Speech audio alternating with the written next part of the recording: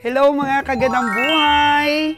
So, naabot namin at napuntahan ito pong mini cattle farm ni Captain Constantino dito po sa New Lucena, Iloilo. At papakita ko ngayon, nagpapahinga na yung ating mga baka na galing sa Negros. Kung paano ba pumili si Kabeng Roger ng mga alagain na pwedeng umpisahan ng ating mga farmers sa maganda ng genetics. Ano na siya, upgraded na siya mga kagandang buhay. At ipapakita ko rin po sa inyo ang mga bakang galing sa Batangas.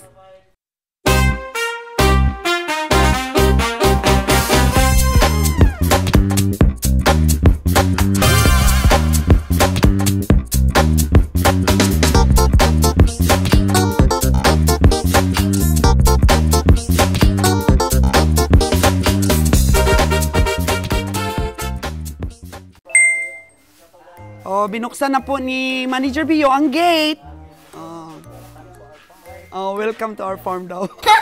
Grabe, hanip si kabiyahe Kabiyahing Manager Bio. Pagka nag-deliver siya ng mga baka, kasama na po siya sa kabiyahe natin. So, ito po yung mga selected na baka na dineliver natin.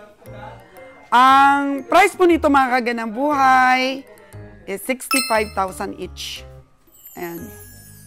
So, ito malaki-laki. Parang kinuridas na rin po ni Kabeng Roger para medyo makatubo-tubo naman po para sa ating expenses, pang sweldo po sa mga tao natin. So, malaki pong tulong ang ganito pong pag-deliver namin ng mga alagain para makasurvive po ang aming mga pasahod sa mga tao. Kaya thank you so much po sa tiwala. Gusto ko pong magpasalamat kay Sir Captain Constantino.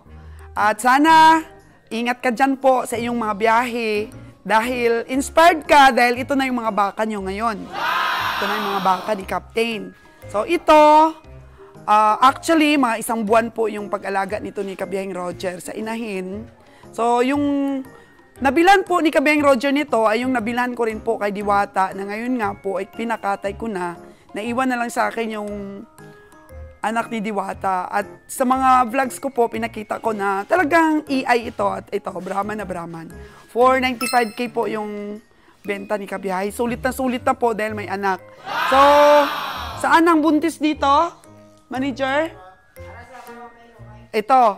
Ito po mga kagandang buhay, ang buntis na baka na napa-EI na po ito. Ayan. So, kasama na rin po siya sa 65K. Ang laki po nito, mga kagandang buhay. Malaki, tapos ilang buwan na rin po ang laman ng tiyan nito.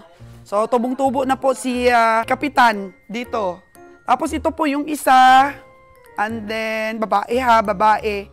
Kasi nga, meron na rin siyang baka na galing po sa Batangas, sa Subel. So, buntis na rin po yung isang babaeng baka niya from Subel din po, mga kagandang buhay. Tapos ito, napaka-healthy, nang dineliver natin, parang hindi po nagbiyahe. Parang hindi po na-stress sa biyahe mga kagandang buhay. Ayan, sila. Tapos, ayun pa, ang isa. Dami sila, nakatingin. So, sana marami rin po ang ma-inspire ni Sir Constantino sa pag-alaga po ng baka dito sa Iloilo. Mga upgraded po na baka. Tapos, meron pong bull, si Kapitan, galing po sa Subel. So, mapaparami na niya po ito. Ito, puro puti. Pero meron po siyang brown Brahman dito. Alam niyo yung nanay.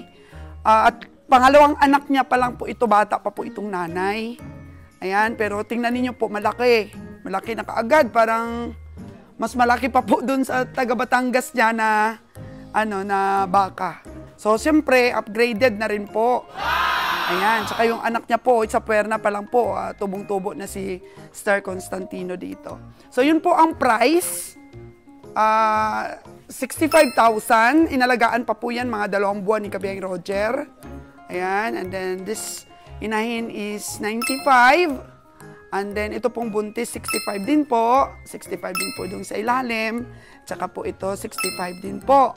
Ayan, may tubo po tayo, mga kagandang buhay. Siyempre, alangan naman pong magnegosyo tayo, wala tayong tubo. Kahit nga, sabi ko, makatulong itong alagain na dinideliver namin sa mga pinapasahod namin sa aming mga driver. Yung nag-deliver po dito, si Cass at saka si Danny. Of course, si Cass at saka si Danny, ano din yan. Malaki din ang kanilang sweldo niyan. Ayun, no? Tsaka si Cass, bagong gupit. At saka si Brian, no? Tingnan mo. Yung team delivery. At yung kasama ko naman, itong dalawang pugi. Wow! Ay, hindi nagbabay si Manager Dian Pugi. Ay, nakapis! Nakapis pala. Tsaka si Madam, asawa po ni... Madam, ano nga pangalan mo, Madam? Si Madam Eileen. So, si Kapitana po. Ayan. Madam, pwede bang makahingi ng konting message? Oo. Ay, naku po, naka-messenger si Kapitan. Kapitan, magandang araw po. Nandito na po yung mga baka mo. Wow! Ay, madam, good morning. Mabuti na kapos na kayo dyan. Na-deliver ng order namin. Yes. Sir, saan ka ba ngayon? Anong bansa ka ba? Galing ko lang ng New Zealand. Ngayon, katating ko lang kanina dito sa China. Wow! Nasa China pala po, ma'am, si sir. So, nako, napakaganda po ng mga baka dito. Naalagaan po naming mabuti. Napakaganda po ito, sir. May isang may anak at saka may isang buntis. Oo, nakita na sa akin ni Kabiyay Roger. So, namiss ako kaya upgraded lang siya. Kaya nag-order ako. Hope na hindi lang ako nag-order na marami pang siguro na katulad yung mag-order sa inyo. Yes. Yung mga kambing mo rin, sir, nandito, ha? Kunan ko muna ng message si Ma'am Eileen kung anong masabi din niya dito sa mga di-deliver namin kasi medyo malabo ang signal ni sir, no? Ang kapugian ni sir, medyo malabo ang dating. Sa China kasi siya, no? Sige, sir, ha? Salamat, sir. Okay, ma'am. Thank you. Salamat sa pag-deliver niyo dyan. At saka nakapasya ako nagkadali. Galing saan ba ito, ma'am? Galing saan? Batangas? Ito? Galing pong Negros yan, upgraded. Upgraded. So, ito, may kaibahan. Yung una mong delivery from Batangas. Tapos Okay. ito, Tapos Negros. upgraded, Upgraded ngayon. Kasi wala namang problema po ang upgraded na mga babae. Dahil may subel ka naman po na, na bull. Ito pala, ganda pala ng Si sir, kasama namin si sir, yan. Madam, anong masabi mo dito sa mga baka? Tataba ba o magandang itsura nila? Maganda. Healthy yung mga yung mga baka, ang ganda. Makikinis? Oo, makikinis talaga yung niya, kutis. Hindi katulad dun sa sibil, hindi nakaligo. Oo, kasi maaga kaming dumating, hindi pa nakaligo yung subel Hindi pa mo. sila nakaligo. Oo. So, madam, pinicture ko lang ito kasi marami rin na mga manunood natin na gusto mag-order sa amin. So, anong rating mo dito, madam, sa aming delivery? Ay talagang maganda yung yung mga yung baka nila, Tapos, yung rate siguro talagang 100%. Piling-pili ni Kabeng Roger yan, tapos kinondisyon. Yun nga Kinondisyon talaga ni Kabeng Roger. So, Ang ganda para ng po, katawan ng baka. makita din ng iba, marami tayong ma-inspire na mag-alaga. Mag-alaga kayo ng baka kasi ang ganda ng baka, mag-o-order kayo kay madam. Thank you so much. Kasi, ang dami kasi mga gusto ring magtanong kung legit ba daw o talaga daw bang magaganda yung i-deliver. Talagang magaganda talaga. Kasi pinipili ni Kabeng Roger yan. Actually, madam, ang daming baka sa stockyard pero kunti lang mabili mong magaganda.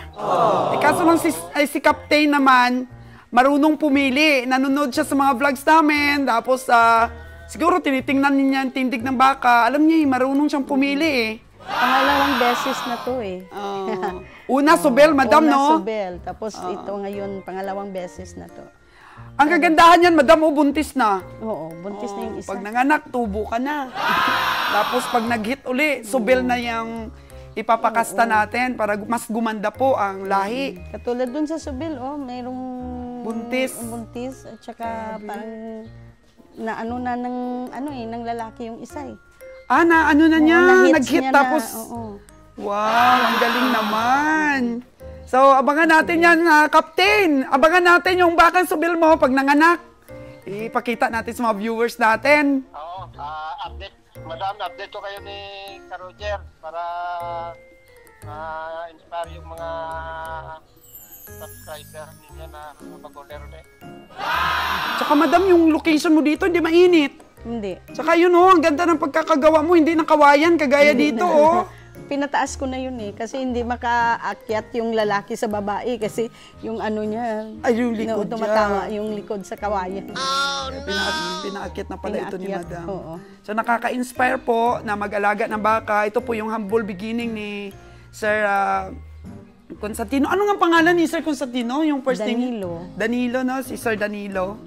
So, Sir Danilo, parang ano rin to, parang mga bakang Batangas rin, kulay puti.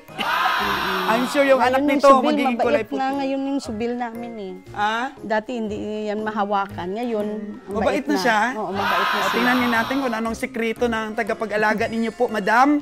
Yung Ito anak pa ko. yung anak mo? Ito, Hello! anak ko. Siya Ayan, nag-aalaga. Ikaw nagpaamo sa mga bakang subel? Oo. Ikaw nag-alaga sa mga bakang subel? Oo, ma'am. Nung unang dating nila, ano yung nila attitude? Hindi mo mahawakan yung dalawang babae.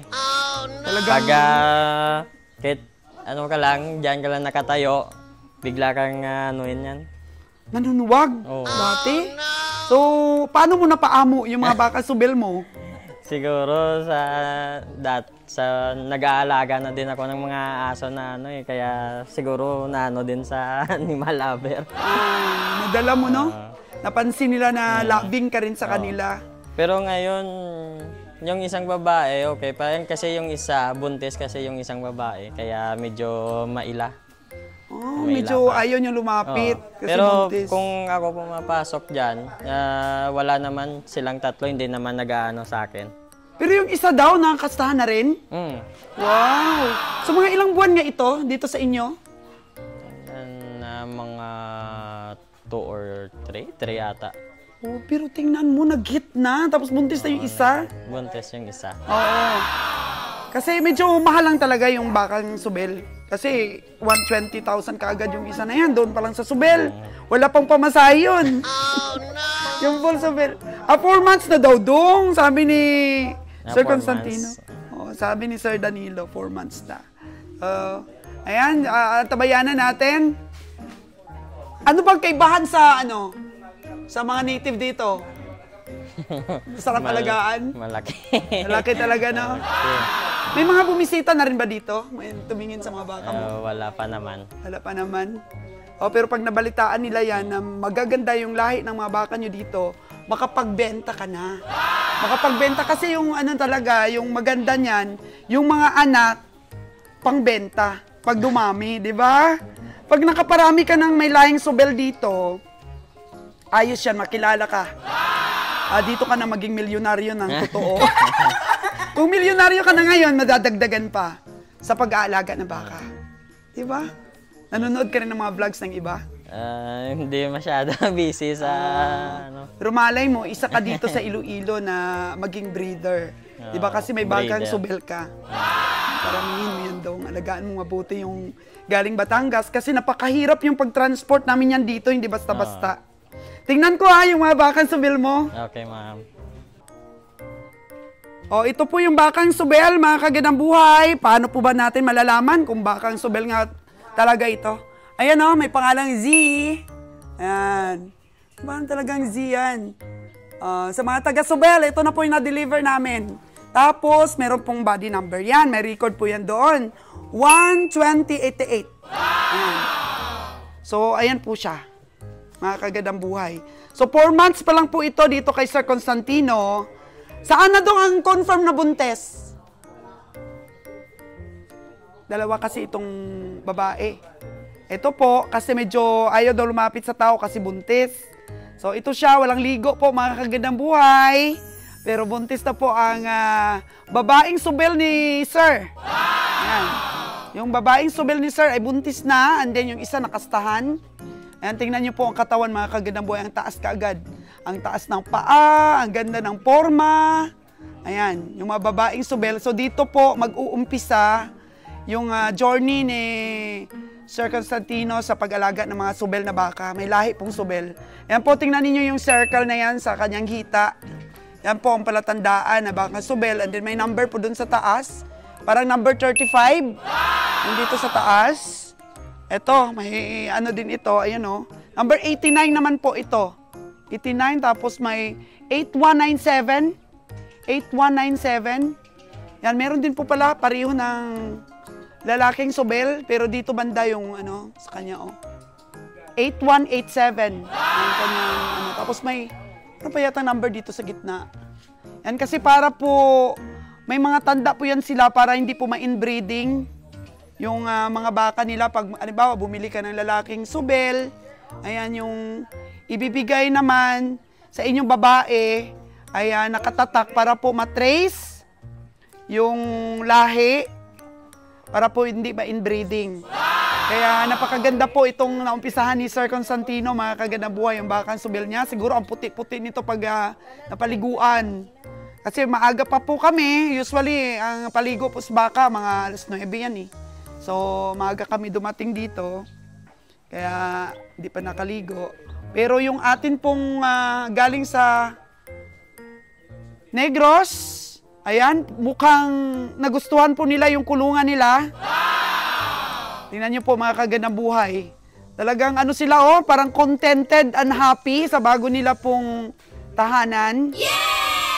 Dito palayan na po dito, ayan oh, parang nakasloop ang ginawa po ni Sir Constantino na kulungan. Yan po yung mga dumi.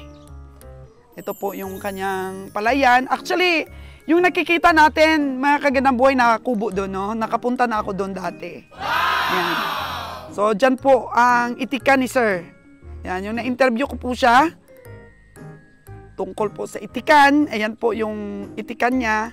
So, ang investment po talaga dito ni Sir is bumili siya ng lupa. At yan ang magiging retirement niya, yung pag-aalaga ng mga hayop. Which is stress-free po talaga. Good investment, mga kagandang buhay. At kikita ka, magiging masaya ka pa. Dong, marami bang damo kayo? Nakitanim ka ba ng napier? Wow, mga ilang hektarya yung nataniman mo? Hindi naman masyadong malawak. Oh, pero kailangan mo dong ang maraming napier kapag ka nanganak sila. Dumami sila kasi nadagdagan yung mga babae mo. So, tingnan mo, in 4 months time, nabuntis na yung bakang subil mo. So, tuloy-tuloy na yan dong, dadami. So, dapat, pag ang sabi naman ng ating mga viewers, una-una talaga pong dapat nating ipaghandaan yung pagkain natin sa ating mga baka pag gusto nating lumami yung mga baka natin. So, makikilala ka na dito. May pangalan ka na ba ng farm mo? Constantino Cattle Farm? Madam, wala pa yung pangalan yung farm mo? Wala pa. Zane Farm. Oh, Zane Farm. Parang Zobel Farm, Ayan po ang pangalan ng ano nila, cattle farm. So, pag gusto nyong bumili, ayan, buntis na po ito. Pero actually, hindi nyo pa ibibenta yan. Yung unang anak. Di ba? Talagang magpipila dito yung mga bibili kasi bakit pa sila bibili sa Luzon? Meron namang bakang subel na talagang pure ang lahi. Gaya nito po, pure ang lahi. And then, pure din ang lahi ng inahin. So, pure din ang anak, mga kagandang buhay. So, meron na tayo dito na baka sa Visayas na pure. Pure breed po, mga kagandang buhay from subel. So, nakakatuwa itong barako na to. So, kudos po kay Captain Constantino kasi bumili po siya ng mga upgraded. Ayan, kasi mas mabilis po yung pagdami ng mga baka niya. Ang subel naman po kasi paminsan-minsan lang po nagre-release ng mga babaeng baka. Minsan-minsan lang at napaka-bless po ni Sir Constantino dahil nakakuha siya ng subel ng mga babae. Paminsan-minsan lang po sila nagbebenta ng mga babae kasi ginagamit din nila po sa breed Dahil ang Subel po ay hindi basta-basta din sa baka. Sila po ay legendary pagdating po sa breeding at pagpaparami po dito. Nakamalaki ang ambag nila dito sa Pilipinas. Hanggang naging posible po na nakadala tayo dito sa Western Visayas. Ayan. So, mahirap. Yun lang po ang masasabi ko. Mahirap mag-transport ng mga baka galing Subel dahil ang mga baka po nila nasa nasa labas lang po or hindi po sila maamo. Oh, no! Wild po sila kasi nasa nasa field. Unlike po dito, yung mga sa Negros natin, pag-deliver natin, wala nang kapagod-pagod. Kasi nga, siyempre, na sila, maamo na. Kaya, next time siguro, pag nagdala tayo ng Subel, may idea na yung ating mga viewers na mahirap talaga mag-transport dahil medyo sila, hindi sila maamo, mga kaganabuhay, hindi sila sanay sa tali. Pero doon ngayon, maamo na, no? Hindi na sila nanunuwag, hindi na naninipa, ganyan.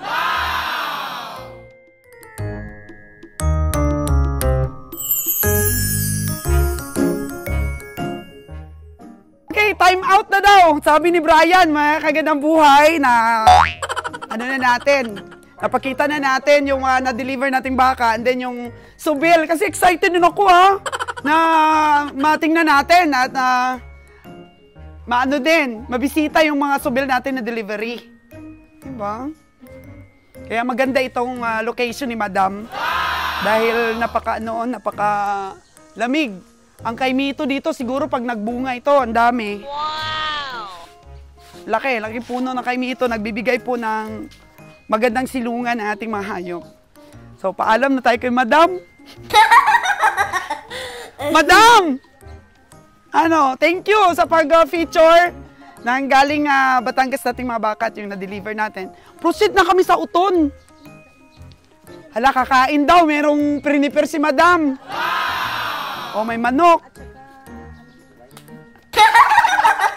O, sige, kain muna tayo. O, ayan, nakakain na daw ang team. Pero, siyempre, iba naman po yung libre. Kasi masarap ang libre, Kas. O. Nako, pinagandaan tayo ng pantat. Madam, ano yan? Alaga nyo yan? Oo, binili nila. So, may farm din pala dito ng hito. Thank you, Madam, Oh, very supportive ka talaga sa hobby mo, Madam. Oh. Kagaya ko, mga kagandang buhay. Wala naman akong kagana-gana dati sa baka, pero nung na-love ni Roger yung baka, na-love ko na rin. Nakakahawa kaya, nakaka-inspire. Pasok mo, wala kayong hiya. Akala nyo, baka nyo to. Ayan, happy po yung ating mga cowboys. Ayan. Oh, may tinapay pa. Madam, nung last time na pinadala mo kaming tinapay, parang isang barako na yung pinadala mo sa amin. Oh, ngayon pinadala mo kami ulit. Sarap po ng tinapay. Meron pong bakery sila, Madam. Oh. Aming kainin yan, Madam, sa daan. Thank you so much. So, pasalamatan natin yung pagkain na dala ni Madam. Ayan, nilutuan tayo ng manok. Oh, tapos may malamig na tubig. Parang, may soft drinks pa, Dani. Oh, wow! Nag-heart-heart ang mata. Oh! Si Manager Bio, sana! Busy si Manager Bio po, kahit dito, meron pong mga instructions siya sa mga tao niya doon. Manager